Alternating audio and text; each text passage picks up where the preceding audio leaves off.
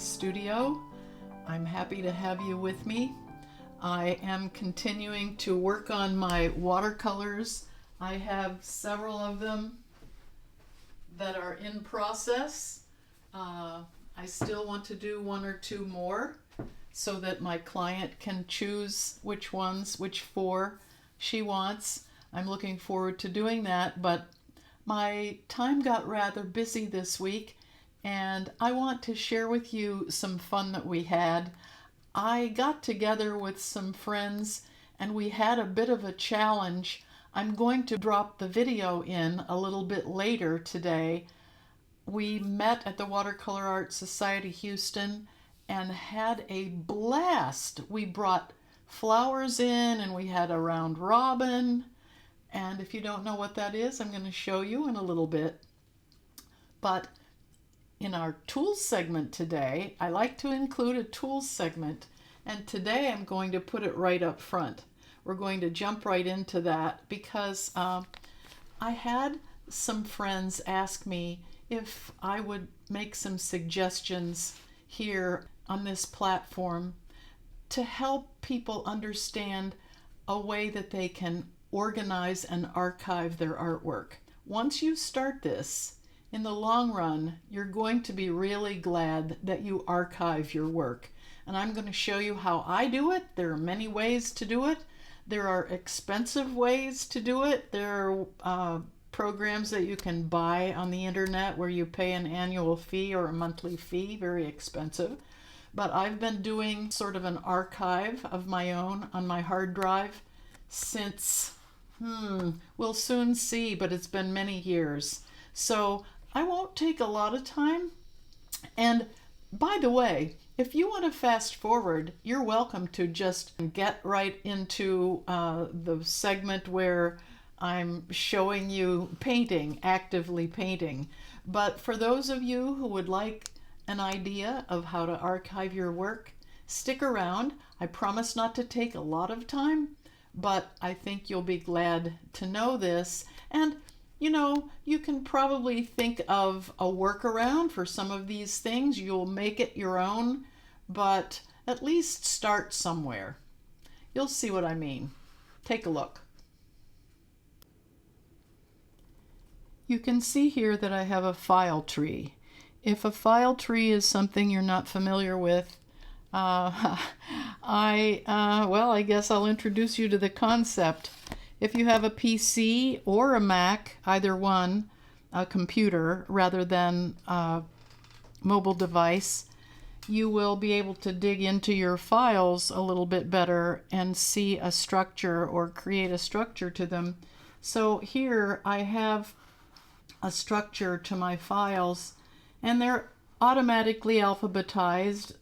Through the years, I've developed lots and lots of file folders. Well, many years ago, if you see up here at the top, I created a finished paintings file, and I called it all finished paintings up here because when I use the word all, it went up to the top of the alphabet, so it's really easy for me to find, and it's one of the most widely used folders on my computer. I paint a lot.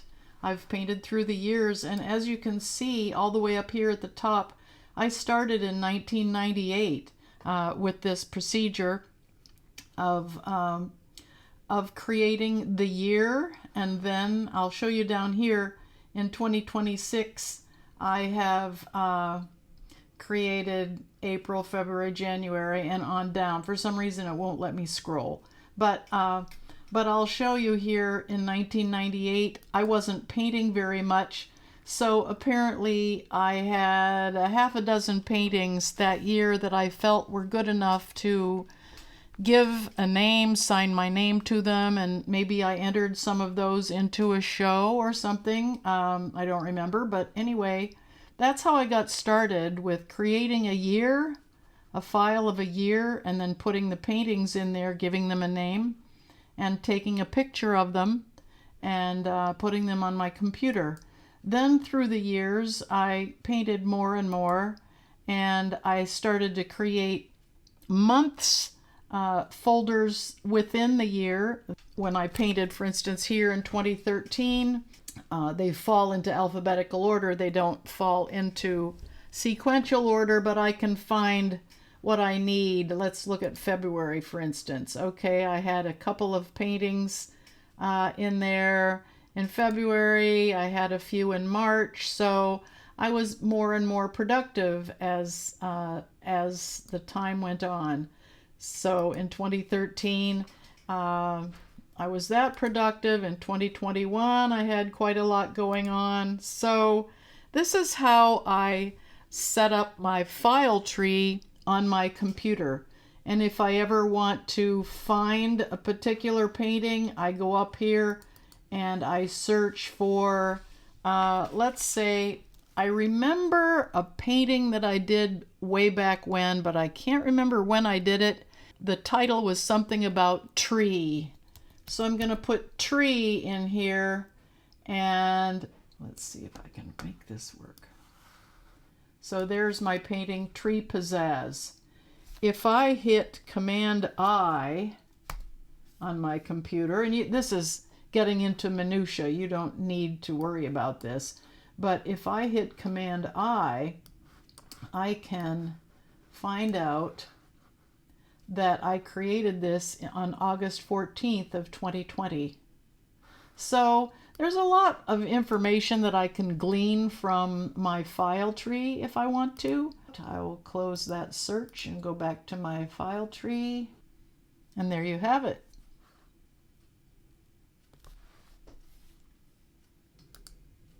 I think you can appreciate the fact that since 1998, I can actually look back over the work that I've done. It's sometimes humbling because we learn as we go, and that many years of learning, I'm not really always just terribly impressed with the paintings that I did back then. But hey, some of them I think, gee, I'm astonished that I could figure some of those things out. So we're a little hard on ourselves. But anyway, it is fun to look back, and I often do go back and find, for whatever reason, a painting that I am looking for from history. Or I wonder maybe, what year did I paint this painting that's on my wall, or that somebody bought, or whatever, that I find a picture of. But I want to just back up a little bit, because obviously you can't put something in a file, in a folder on your computer, unless you have a photograph of it. So in these tool segments coming up in my Susan Studio Chronicles, I will be talking a little bit more about how to photograph your work so that you get a really good, bright photograph. I'll talk a little bit about editing. But as far as finishing a painting, I will put the editing and the photographing off a week or so. I will keep bringing more and more little pieces of business to you. But I just want to show you, now this painting is an old painting of mine on canvas. It's acrylic on canvas. And I just want to show you that when I finish a painting, it's a good feeling to know that I'm finished. Okay, I've decided, I've worked as long as I'm going to work. It's time to put the paintbrush down. And I usually try then to put my signature on it, on the painting. And on the back, I write a title. So this title is always going to match that file folder that I just showed you. In this case, the name of this painting is August Geranium Solo. So I guarantee you, if I go into my file tree and search for August Geranium Solo, it would immediately tell me when I painted this painting, and it was a long time ago. I won't take your time to do that, but that's one of the things that I can do with these files. Incidentally, I just want to tell you why I got started doing this. I had been painting for a while, taking classes and painting on my own, and it just felt like all of my paintings were in the middle. I never really finished anything. I had sketchbooks of starts. I had piles of starts. And I would take them out, and I didn't really know enough yet about how to finish these paintings so that they felt finished. So it occurred to me that if I could start pulling some of my starts out, maybe I could put a mat around them and see what they needed to take them through to completion. It would make me feel like I was finally accomplishing something.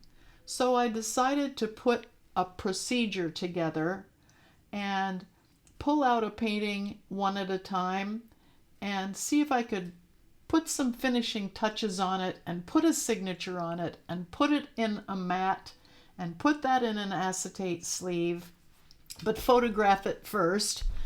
And once I started doing that, I had a pile of paintings that really felt finished. And that was a feeling of accomplishment for me. So that's where that whole idea came from. So coming up on another day, I will be talking about photographing, editing.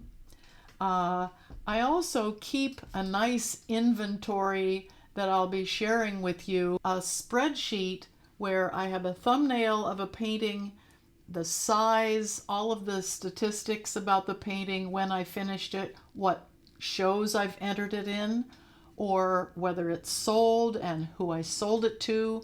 That organization is something that I created on Google Sheets instead of purchasing a program online. So I will be sharing that with you.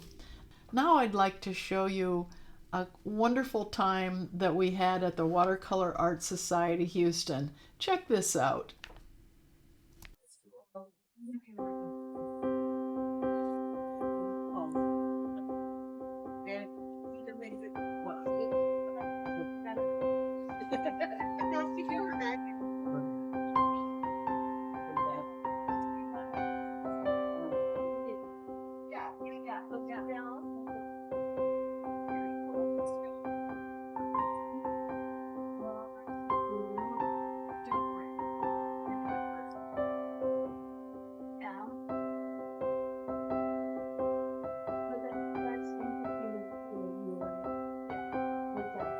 Excuse me, sorry.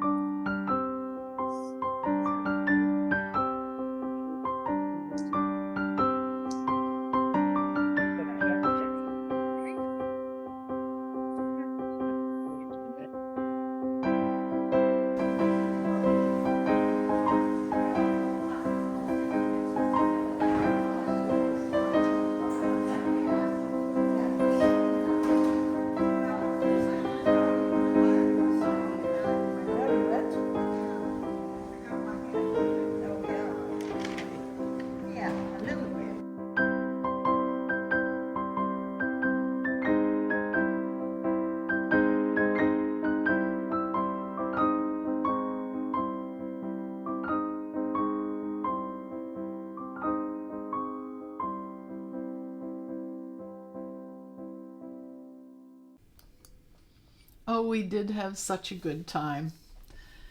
I want to encourage you to get together with your friends.